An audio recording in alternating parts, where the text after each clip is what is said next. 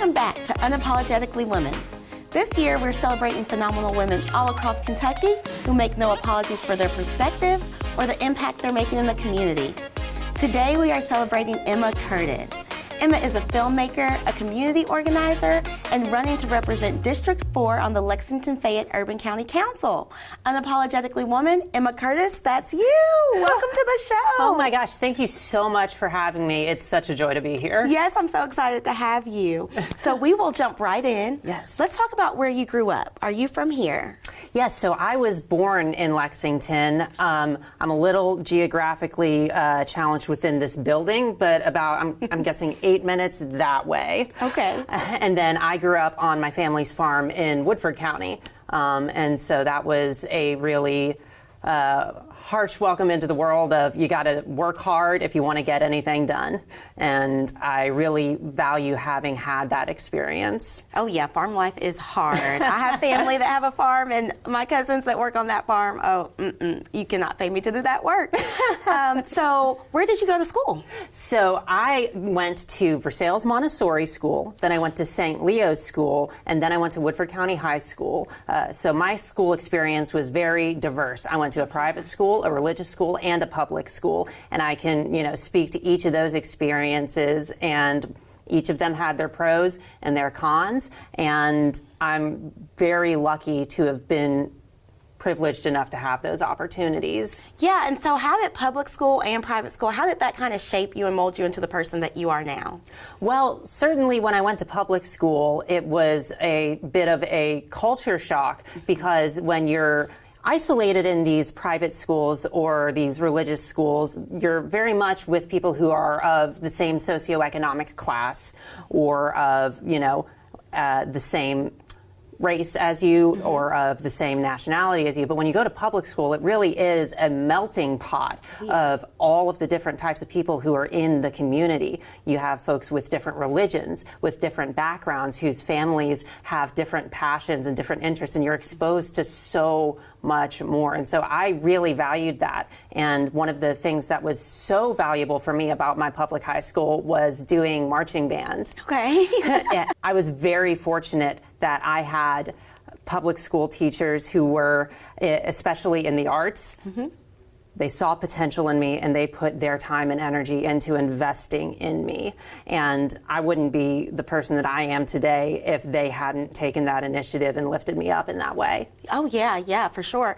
And so was there a reason for you going to private versus public? Now I know that you come from a family that works in government, so tell me about that. Yes, so part of the reason that I went to a private school to begin with was because my mom was working.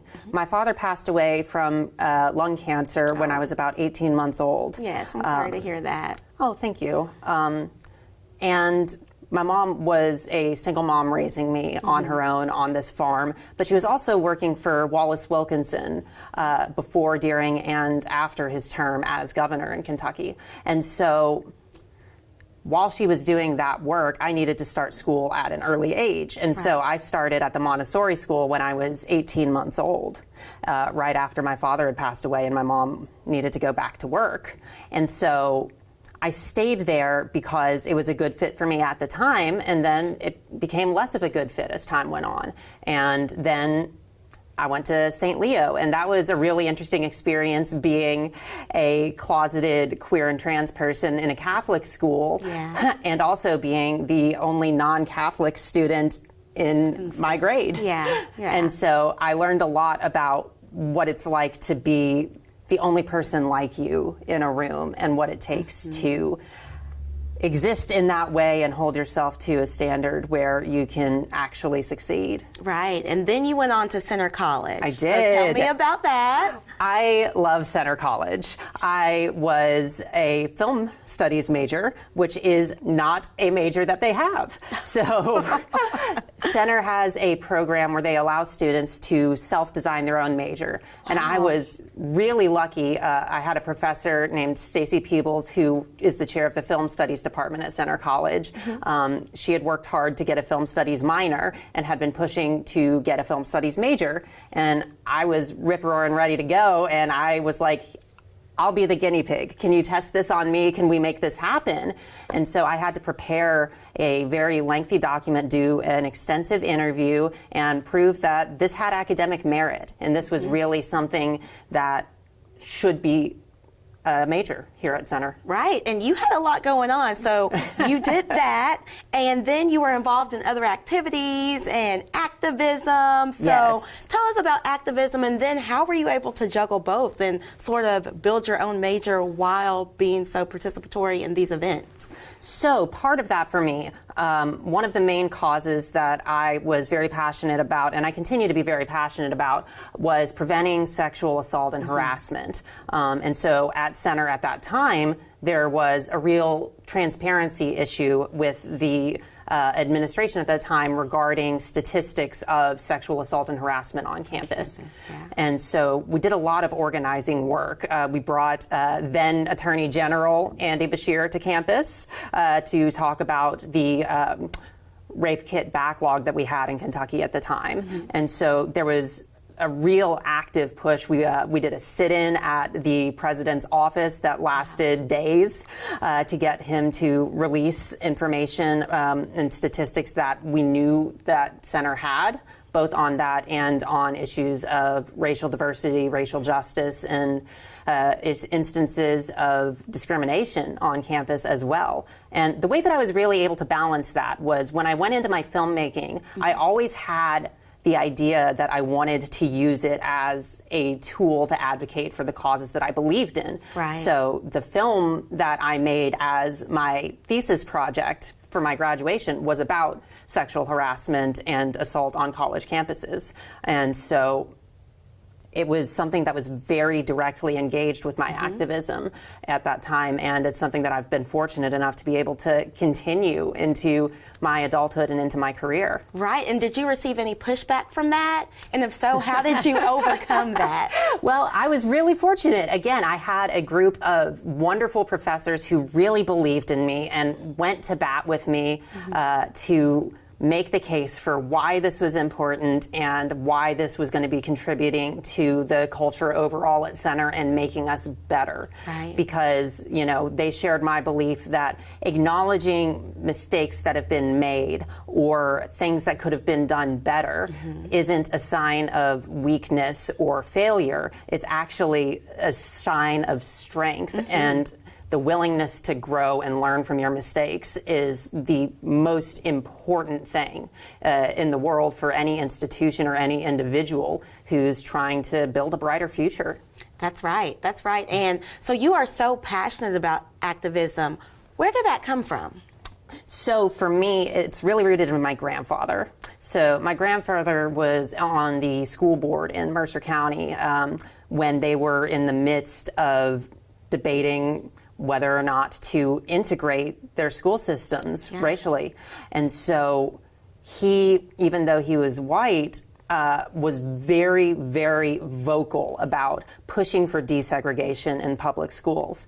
And so he really instilled in me, through that and through stories about his service in the Army and the Air Force, the importance of being of service to others. And if you have any amount of privilege or platform, that you need to use it to advocate for those who don't have one. Yeah. And so he voted and pushed, and successfully they got the school system integrated, and he lost a seat on the school board for it, but he was always very adamant that it was the right decision to make, even if it wasn't the politically convenient decision to make. Right, and it's always important to be on the right side of history, Exactly. regardless of what that takes. So that leads me into what are you doing now? So right now, I am running to represent the 4th Council District on the Lexington Fayette Urban County Council, and I am so excited. It's been probably the most rewarding experience of my life thus far, getting the opportunity to go and speak with my neighbors and to hear from them directly, person to person, about the issues that impact their lives. I'm somebody that believes that our city council members and our school board members have a more direct impact on our day-to-day lives than the President of the United States does. And it's a really, really wonderful opportunity for me to learn and to grow and to advocate for people who feel like they haven't been heard. Right, and let's talk about some of those issues. So where do you stand, and what are the issues that you think are going on right now in Lexington, Kentucky? Absolutely. So my first priority in my campaign and on council is traffic safety, is making sure that our infrastructure is up to date, that we are protecting our roads for drivers, for people who use public transit, for people who ride their bikes, and for people who are walking on sidewalks. That's important. That is so important. And, you know, that issue is very personal to me. Lexington has seen an astronomical increase in pedestrian deaths from car accidents. The Kentucky State Police has data on this that shows that from 2022 to 2023, there was a 566% increase in pedestrian fatalities from car accidents in Lexington. Yeah. And that to me is unacceptable. And one of them was my friend. Their name was Mia, and they were killed while crossing Nicholasville Road on a crosswalk at a red light. Yeah. And so for me, the 4th Council District includes Nicholasville Road to Tate's Creek outside of New Circle. Those are areas where not only are those roads troublesome, inconvenient, and inaccessible, they're also dangerous. Oh, yeah. And so my top priority is fixing our roads. I think that's something that, regardless of what your party affiliation is, regardless of what happens at the national level or at the state level or what's going on, every single person in Lexington, I guarantee you, has a Nicholasville Road story. Oh, yeah. Oh, yeah. I have one myself. Exactly.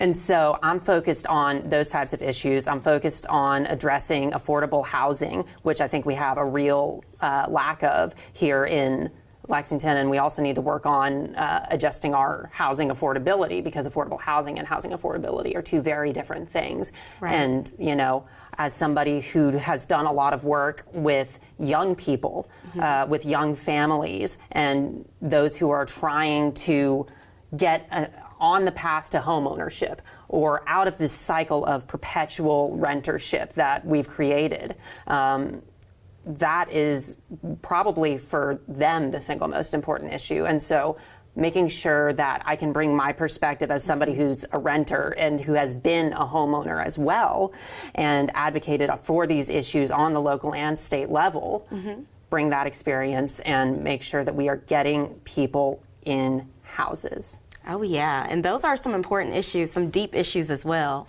So when you are not advocating for the community, you are playing in a band. Tell me about that. And I know you mentioned your love from band all the way back from high school. Yes, ma'am. So for me, when I was growing up, I found myself oftentimes feeling a little bit like an outcast, like I didn't have a place where I belonged. And so the place that I found that really was in music. And I'm very blessed to have found like-minded folks who also were finding themselves through music. And I've played in a bunch of different bands with a bunch of different people, and in all sorts of genres. I've played in punk rock bands, I've played in heavy metal bands, I've played in country, Americana, bluegrass bands.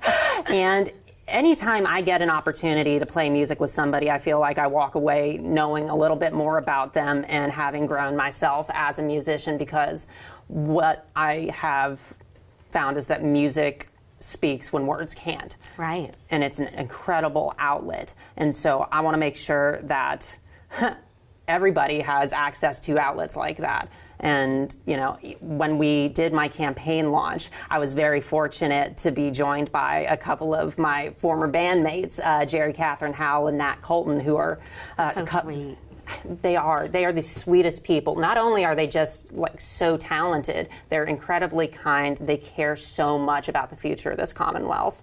And so we joined up. We did a cover of Universal Sound by Tyler Childers. Okay. And it was a wonderful opportunity to just, you know, show people that power to communicate and bring people together that music has. Music is an international language that just brings everyone together. Absolutely. So if you could give a piece of advice to young girls that look up to you and trying to figure out what they're doing with their lives or how to go about it, what piece of advice would you give them? It's a big question, but I think the biggest piece of advice that I could give is that there are going to be people who are going to tell you that you need to change who you are in order to succeed. They might tell you that you're too young or you need to wait your turn. They might tell you that you're too tall or too short or that your hands are too big or too small. And they're wrong. You are going to succeed in your life because of who you are, not despite it. And if you are passionate and you are knowledgeable and you want to bring something to the table, please bring it to the table, because we are going to be better here in Lexington and we are going to be better here in Kentucky because you stepped up and brought your ideas to the table. Thank you so much for joining our show. Oh my gosh, thank you. It is such a joy and an honor. You heard it from Emma. Don't change who you are. See you next time on Unapologetically Woman.